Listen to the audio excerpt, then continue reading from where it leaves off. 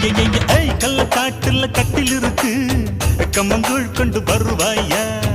ஏழு தலைமுறை தொட்டில் இருக்க என்ன சீக்கிரம் விடுவாயா கோழி முத்த வீடு ஒண்ணு நான் கட்டித்தாரே உனக்கு கண்ணம் கொஞ்சம் தருவாயா அந்த வீட்டுக்கு வாச கதவா ரெண்டு உதட்டையும் சேர்ப்பாயா